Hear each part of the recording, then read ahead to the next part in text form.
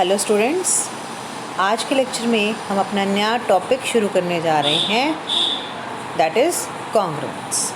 So what do mean by congruence? If a and b are two integers, if a and b are two integers and m is a positive integer, clear? a और b कोई भी दो integer हैं, positive negative, लेकिन जो m है वो कैसा होना चाहिए? पॉजिटिव इंटीजर होना चाहिए। Then a is said to be congruent to b modulo m। if कब? अगर जो a माइनस b है वो m का मल्टीपल होगा। m का मल्टीपल होने का मतलब क्या है कि जो m है वो a माइनस b को डिवाइड करेगा, और ये हम पहले भी कर चुके हैं। मल्टीपल का मतलब है कि there exist some integer k such that a minus b equal to k into m। ठीक है, अब यहाँ से मल्टीपल होने का मतलब है कि जो m है वो a माइनस b को डिवाइड करेगा। इसको हम लिखते कैसे हैं? इसको हम एक्सप्रेस कैसे करते हैं? हम इसको इस तरह से एक्सप्रेस करते हैं, a कॉन्ग्रुएंसी जो साइन है यहाँ पर, जैसे इक्वल के साइन में हमारे पास टू हॉरिजॉन्टल लाइंस होती हैं, यहाँ पर हमारी कितनी लाइंस होंगी? 3 लाइंस होंगी। So a congruence to b modulo m। Clear? इसको हम ऐसे भी लिख सकते हैं, अगर हम b को लेफ्ट हैंड साइड में शिफ्ट कर लें तो क्या बन जाएगा? a minus b congruent to 0 modulo m। या फिर या ऐसे लिखें या ऐसे लिखें, या फिर ऐसे भी लिख सकते हैं, जो कि हम पहले भी जिसके बारे में बात कर चुके हैं, a minus b equal to k m, यानी कि जो a माइनस b है वो m का मल्टीपल है। तो ये तीनों ही हमारी इक्वलेंट एक्सप्रेशन है, जिसको हम तीनों में से कैसे भी लिख सकते हैं, लेकिन जो हमारी स्टैंडर्ड नोटेशन है वो ये है। ठीक है, नाउ नेक्स्ट है इनकॉन्ग्रुएंट या फिर नो कॉन्ग्रुएंट। इनकॉन्ग्रुएंट या फिर नो कॉन्ग्रुएंट, तो जैसा कि हमने ऊपर कहा है कि जो अगर m है वो a माइनस b को डिवाइड कर जाएगा तो वो क्या हो जाएगा? कॉन्ग्रुएंट हो जाएगा। इसके अपोजिट अगर m a माइनस b को डिवाइड ना करे, अगर m a माइनस b को डिवाइड ना करे तो हम क्या कहेंगे? a इज़ इनकॉन्ग्रुएंट या फिर not congruent to b modulo m। और इसकी नोटेशन कैसे होगी? जैसे पहले हमने क्या लिखा था, यहाँ पर 3 साइन थे, 3 हमारे पर हॉरिजॉन्टल लाइंस थी, यहाँ पर भी 3 हॉरिजॉन्टल लाइंस हैं, लेकिन क्या किया हुआ है? उसको कट यहाँ पर किया हुआ है। ठीक है, दूसरा एक ये हमारा जो साइन होता है डिविजिबिलिटी का साइन, ये आपने ध्यान से इस तरह से ही डालना है, m इस तरह से इस डायरेक्शन में स्लैश a माइनस b। इसकी जो डायरेक्शन है वो ऐसे चेंज नहीं होनी चाहिए, डायरेक्शन इस तरह से ही होनी चाहिए। अब हम करते हैं क्वेश्चन। अगर हमें मान लीजिए चेक करना है कि ये 20 कॉन्ग्रुएंट टू 2 मॉडुलो 3 कॉन्ग्रुएंस है कि नहीं, तो अब बाय डेफिनेशन हमें पता है कि ये डेफिनेशन ये कब होगी कॉन्ग्रुएंट? अगर जो 3 है, अगर जो 3 है वो 20 माइनस 2 को डिवाइड करेगा। ठीक है, 20 माइनस 2 का मतलब 18। अगर 3 को 18 डिवाइड करता है तो इसका मतलब 20 कॉन्ग्रुएंट टू 2 मॉडुलो 3 हो जाएगा, अदरवाइज़ नहीं होगा। अब आप चेक करिए कि जो 18 है वो 3 का मल्टीपल है या नहीं। Now 18 can be written as 3 into 6, यानी कि जो 18 है वो 3 का मल्टीपल है। इसका मतलब जो 3 है वो 18 को डिवाइड करेगा, यानी कि इसमें it means 20 congruent to 2 modulo 3। This is correct. Next question है 5 कॉन्ग्रुएंट टू 3 मॉडुलो 7। ये हमने यहाँ पर चेक कर रहे हैं इन क्वेश्चंस को। ये कब होगा? अगर जो 7 है वो 5 माइनस 3 को डिवाइड करेगा। अब 5 माइनस 3 का मतलब 2, तो अगर 7 2 को डिवाइड कर जाए, ठीक है। नाउ उसके लिए जो 2 है वो क्या होना चाहिए, 7 का मल्टीपल होना चाहिए। 2 क्या होना चाहिए, 7 का मल्टीपल। और मल्टीपल का मतलब क्या है, 2 equal to 7 into some integer. ये ध्यान रखना है, 7 इंटू सम इंटीज़र, ठीक है, वो इंटीज़र ही होना चाहिए। अब अगर हम देखें कि 7 को हम किस नंबर से मल्टीप्लाई करें तो 2 आएगा। अगर मैं यहाँ पर 2 बातें कह रही हूँ, एक इंटीज़र और एक कोई भी नंबर। तो अगर हम 7 को 2/7 से मल्टीप्लाई करें तब तो 2 आ जाएगा, but 2/7 is not an integer, that is N rational number. तो 7 के लिए कोई भी ऐसा इंटीज़र एग्जिस्ट नहीं कर रहा है जिसको मल्टीप्लाई करके हमें 2 मिले। इसका मतलब ये तो पॉसिबल नहीं है। इट मीन्स 5 इनकॉन्ग्रुएंट या no congruent to 3 modulo 7। Now next एक रिमार्क है, if b is equal to 0, if b equal to 0 in the congruent a congruent to b modulo m। ठीक है, अब ये हमारे पास क्या है, a congruent to b modulo m। यहाँ पर आप पुट कर दीजिए b इक्वल टू 0, ठीक है, तो क्या बनेगा, a congruent to 0 modulo m। अब इसका मतलब क्या है कि जो m है वो a-0 को डिवाइड कर रहा है। इसका मतलब जो a-0 है वो क्या है, m का मल्टीपल। a-0 क्या है, m का मल्टीपल। a-0 मतलब a, इसका मतलब जो m है वो a को डिवाइड करेगा। ठीक है, now the next question is find a such that a congruent to 3 modulo 5। हमें a की वैल्यू निकालनी है जिसके लिए क्या है, a कॉन्ग्रुएंट टू 3 मॉडुलो 5। अब हमें ये मतलब गिवन है a कॉन्ग्रुएंट टू 3 मॉडुलो 5। इसका मतलब है जो 5 है वो क्या है, a-3 का मल्टीपल, यानी कि जो 5 है वो a-3 को क्या करेगा, डिवाइड करेगा। a-3 को अगर डिवाइड करेगा इसका मतलब एक इंटीज़र एग्जिस्ट कर जाएगा such that a-3 equal to 5k। अब यहाँ से a की अगर हम वैल्यू निकालते हैं तो क्या बनेगा, a equal to 3 + 5k where k is any integer. अब इंटीज़र है तो k 0, 1, 2, 3, 4 इस तरह से वैल्यूज़ पॉजिटिव साइड में सारी, या फिर -1, -2, -3 इस तरह से वो वाली वैल्यूज़ डल सकती हैं। तो इसका मतलब 0 पुट करेंगे तो क्या आएगा, 0 पुट करेंगे k इक्वल टू 0 3 आएगा, 1 पुट करेंगे 8 आएगा, 2 पुट करेंगे 13 आएगा। सिमिलरली -1 पुट करेंगे तो -2 आएगा, -2 पुट करेंगे तो -2 से कितना बना, -7 आएगा। तो इसका मतलब ये सारे के सारे क्या हैं, ये हमारे सारे के सारे क्या हैं, इंटीज़र्स हैं। और इंटीज़र जो हैं वो हमें वैल्यू देंगे a की, जिसके लिए a congruence to 3 modulo 5। Clear. तो इसी तरह से आप क्वेश्चंस हैं, आप कोई भी कॉन्ग्रुएंस लेके कोई भी बना के इस तरह से मॉडुलो और आप चेक कर सकते हो।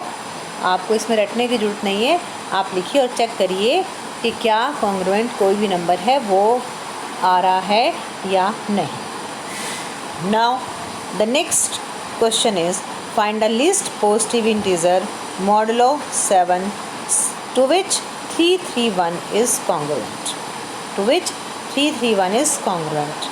अब हमने अभी पिछले ये इस क्वेश्चन में ये जो किया था क्वेश्चन, इसमें हमने देखा था कि जो a की वैल्यूज़ आई हैं, जो a की वैल्यूज़ आई हैं वो एक वैल्यू तो नहीं आई, ये तो बहुत सारी वैल्यू आई हुई हैं।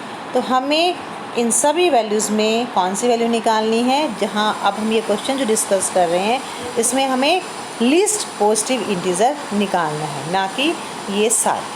ठीक है, नाउ डिवाइड 331 बाई 7। तो 331 को हम 7 से डिवाइड करेंगे। तो यहाँ पर हमने 331 को 7 से डिवाइड कर दिया, तो ये हमारा क्वोशिएंट आ गया और ये आ गया हमारा रिमाइंडर।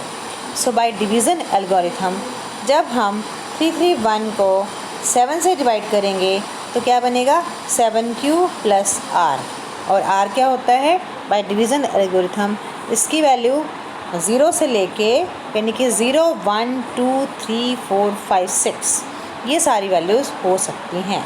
तो ये जो हमें यहाँ से ये जो रिमाइंडर मिलेगा ये हमारा होगा लिस्ट पॉजिटिव इंटीजर, जो कि हमें चाहिए इस क्वेश्चन में चाहिए। ठीक है, अब फ्रॉम हेयर आप ये लिख दीजिए जो 331 है, जब हमने इसको 7 से डिवाइड किया तो जो क्वोशेंट आया वो 47 आया और रिमाइंडर कितना आया 2। क्वोशेंट आया 47 और रिमाइंडर आया 2, यानी कि इसको आप कैसे लिख सकते हो 331 माइनस 2 इक्वल टू 7 into 47। तो you can see here that 331 minus 2 is the multiple of 7. So 7 divides 331 minus 2 and this can be written as 331 congruent to 2 modulo 7। तो ये जो हमारा 2 आया है, ये जो हमारा 2 आया है, this is the least positive integer to which 331 is congruent. Clear? Now next theorem is if r is the remainder,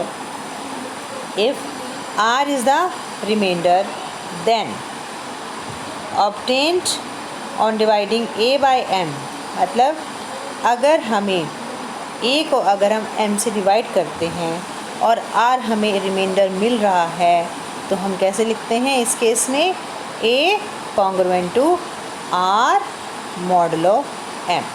clear? अब वैसे तो हम इस तरह का क्वेश्चन पहले कर चुके हैं, तो हम इसको अगर हम यहाँ पर लिखें, अब डिवाइड करो a को m से। जब हम a को m से डिवाइड करेंगे तो क्वोशेंट एग्जिस्ट करेगा और रिमाइंडर एग्जिस्ट करेगा, और जो रिमाइंडर होगा उसकी वैल्यू कहाँ से लेके कहाँ तक है m से डिवाइड कर रहे हैं तो m से लेस और 0, यानी कि ये भी कह सकते हो 0 और m-1 वहाँ तक कोई भी वैल्यू हो सकती है, इंटीग्रल वैल्यू हो सकती है। अब अगर हम r को लेफ्ट हैंड साइड शिफ्ट कर दें तो क्या बनेगा a minus r equal to m q, यानी कि m divides a minus r. m divides a minus r का मतलब a minus r is the multiple of m, यानी कि a minus r equal to m q हो गया, जिसको आप कैसे लिख सकते हो a congruent to r modulo है। ये हम पहले भी कर चुके हैं। Clear? Now the next theorem is the relation of congruence. जो हमारा ये जो रिलेशन है कॉन्ग्रुएंस का, ये क्या होता है इक्विवेलेंस रिलेशन होता है। The relation of congruence is an equivalence relation. ठीक है, इक्विवेलेंस रिलेशन का मतलब है क्या क्या होना चाहिए कि ये रिलेशन कैसा होना चाहिए, रिफ्लेक्सिव भी होना चाहिए, सिमेट्रिक भी होना चाहिए, रिफ्लेक्सिव भी होना चाहिए और कैसा होना चाहिए सिमेट्रिक भी होना चाहिए। और तीसरा क्या है ए, और जो थर्ड प्रॉपर्टी है वो जो रिलेशन है कि A congruent to B modulo M, B congruent to C modulo M, then A congruent to C modulo M. तो ये क्या है transitive, this relation must be transitive. अगर हमारे पास जो कॉन्ग्रुएंस रिलेशन है वो अगर इक्विवेलेंस रिलेशन है तो वो कैसा होगा, रिफ्लेक्सिव भी होगा, सिमेट्रिक भी होगा और ट्रांसिटिव भी होगा। ठीक है, अब हम चलिए इसका प्रूफ देखते हैं। अब नाउ वी नो दैट कि जो हर नंबर है वो ज़ीरो को डिवाइड करता है, एवरी नंबर डिवाइड ज़ीरो। इसका मतलब जो m है वो ज़ीरो को डिवाइड करेगा और m जो है वो m कैसा है non zero. Now zero can be written as a minus a. Zero को आप कैसे लिख सकते हो a माइनस ए। ठीक है, और अगर आप ज़ीरो को a माइनस ए लिख सकते हो तो in congruence form this can be written as a congruence to a modulo m। अब सेकेंड है सिमेट्रिक। सिमेट्रिक में चेक करते हैं, now a congruent to b modulo m, ये हमने ले लिया। इसका मतलब जो m है वो a माइनस बी को डिवाइड करेगा।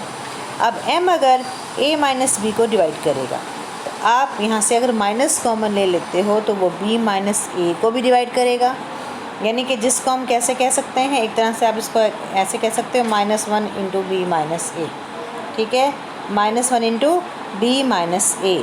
तो इसका मतलब जो m है वो b माइनस ए को भी डिवाइड कर रहा है, क्योंकि -1 तो क्या है, -1 को तो वो डिवाइड करेगा नहीं m, तो किसको डिवाइड करेगा, b माइनस ए को। तो अगर m b माइनस ए को डिवाइड कर रहा है, so this can be written as b congruent to a modulo m। Now third property है transitive property, a congruent to b modulo m and b congruent to c modulo m, ये हमने लिया। इसका मतलब जो m है वो a minus B को डिवाइड कर रहा है, और यहाँ पर जो m है वो किसको डिवाइड कर रहा है, b माइनस सी को। तो m अगर a माइनस बी को डिवाइड कर रहा है और b माइनस सी को भी डिवाइड कर रहा है, तो ये हम पहले रिजल्ट कर चुके हैं कि वो उनके सम को भी डिवाइड करेगा, ठीक है। अब अगर हम इनका सम लें तो वो क्या आ जाएगा, a माइनस सी, यानी कि जो m है वो a माइनस सी को डिवाइड करेगा, और अगर वो a माइनस सी को डिवाइड करेगा, it means we can write a congruent to c modulo m। तो यहाँ से जो थर्ड प्रॉपर्टी है ट्रांसिटिव प्रॉपर्टी वो भी सेटिस्फाई हो गई। इट मीन्स जो कॉन्ग्रुएंस रिलेशन है that is an equivalence relation. तो जो हमारा क्वेश्चन है वो कैसे भी पूछ सकता है कि ये भी पूछ सकता है कि prove that relation of congruence is an equivalence relation, वो ऐसे भी पूछ सकता है और इस तरह से भी पूछ सकता है। Clear? Now the next theorem is prove that the two integers are congruent modulo m. Two integers are congruent modulo m if and only if they leave the same remainder when divided by m. क्या prove करना है कि जो दो integers हैं वो congruent modulo m है कब, अगर m से डिवाइड करने पर दोनों का जो रिमाइंडर है वो सेम होगा। क्लियर? तो let us take any two integer से a एंड b। क्या प्रूव करना है अब हमें कि जब हम इसको m से डिवाइड करेंगे तो रिमाइंडर क्या होगा, सेम होगा। तो लेट अस सपोज हमने मान लिया कि हम इसको बाय कॉन्ट्राडिक्शन मान लीजिए a और b को जब आप m से डिवाइड करते हो तो हमारे पास दो रिमाइंडर आते हैं r1 एंड r2, ठीक है। नाउ जब हमने a को m से डिवाइड किया तो q1 कोशेंट आएगा, कोशेंट हमने मान लिया q1, और रिमाइंडर क्या हो गया r1, और जो r1 की वैल्यू है वो कहाँ से लेके कहाँ तक लाई करेगी, 0 से लेके m-1 तक, ठीक है। इसी तरह से जब हम b को m से डिवाइड करेंगे तो कोशेंट आया q2 और रिमाइंडर आया r2, और r2 की वैल्यू कहाँ से लेके कहाँ तक लाई करेगी, 0 से लेके m-1 तक, या ये भी कह सकते हो स्ट्रिक्टली लेस देन m। अब हमें प्रूव क्या करना है कि r1 और r2 दोनों सेम हैं, ठीक है। तो यानी कि r1 और r2 दोनों सेम हैं। तो चलिए हम अगर r1 और r2, हम पहले इस पार्ट को करते हैं कि r1 और r2 दोनों सेम हैं। नाउ क्या है आपके पास, a congruent to b modulo m, ठीक है। हमने a की वैल्यू ये हमारे पास है m(q1 + r1), b की वैल्यू हमारे पास क्या है m(q2 + r2), दोनों को करते हैं सब्ट्रैक्ट, a माइनस b। जब हमने दोनों को सब्ट्रैक्ट किया तो यहाँ से ये m वाली टर्म कंबाइन कर ली और r वाली टर्म हमने कंबाइन कर ली, ठीक है। अब इस now we have from here जो m है वो a माइनस b को डिवाइड कर रहा है, ठीक है। m a माइनस b को डिवाइड कर रहा है, यहाँ पर वैल्यू डाल दो a की भी और ये डाल दी वैल्यू हमने b की, ठीक है। अब हमारे पास जो m है वो इस टर्म को डिवाइड कर रहा है, और जो m है वो इसको तो डिवाइड करेगा ही करेगा, q1 माइनस q2 को, क्योंकि ये m का मल्टीपल है। क्लियर? तो m जो है वो इसको भी डिवाइड कर रहा है और इसको भी डिवाइड कर रहा है, तो क्लियरली वो क्या करेगा, इन दोनों के डिफरेंस को भी डिवाइड करेगा। तो इन दोनों का डिफरेंस हमने लिख लिया। अब जब हमने इन दोनों का डिफरेंस लिया तो पहली टर्म तो हो गई कैंसिल, यानी कि m R1 माइनस R2 को डिवाइड करेगा। अब जो R1 है उसकी वैल्यू क्या है, 0 m से छोटी, और R2 की वैल्यू भी क्या है, m से छोटी। तो R1 माइनस R2 है वो भी क्या होगा, लेस देन m होगा। अब R1 माइनस R2 क्या है, लेस देन m। तो लेस देन m है और m उसको डिवाइड कर रहा है। तो m जो है कोई भी नंबर अपने से छोटे कौन से नंबर को डिवाइड करता है। जैसे 4 है, अगर हम इंटीज़र की बात करें तो जैसे 4 है वो 4 से छोटा किसको डिवाइड करेगा, 0 को। यानी कि R1 माइनस R2 क्या है, 0, means R1 equal to R2। Clear. अब हम लेते हैं सेकेंड पार्ट, इसको कन्वर्स तरीके से करते हैं कि late R1 equal to R2, दोनों सेम। अब अगर R1 इक्वल टू R2 है तो ये वैल्यू यहाँ डाल दो, ये a की वैल्यू डाल दी, ये b की वैल्यू डाल दी। अब दोनों का करा हमने डिफरेंस a माइनस b।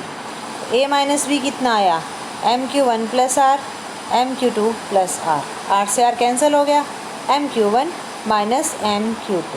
तो a माइनस b क्या आया, m(1 minus m(2), m common, q1 minus q2। यानी कि a माइनस b क्या आ गया, m इंटू सम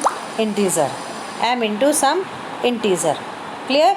इसका मतलब a minus b is the multiple of m, so m divides a minus b, यानी कि a congruent to b modulo of m। तो ये हमारी जो थ्योरम थी, वेरी इंपॉर्टेंट थ्योरम, ये हमारी हो गई। इसमें हमने क्या प्रूव किया कि अगर दो इंटीज़र कॉन्ग्रुएंट हैं सेम नंबर के, तो उस केस में दोनों का जो रिमाइंडर है वो सेम आएगा जब हम उन दोनों इंटीजर्स को m से डिवाइड करें। क्लियर। तो इससे आगे की जो थ्योरम्स हैं वो हम अपने नेक्स्ट लेक्चर में स्टडी करेंगे। Thank you.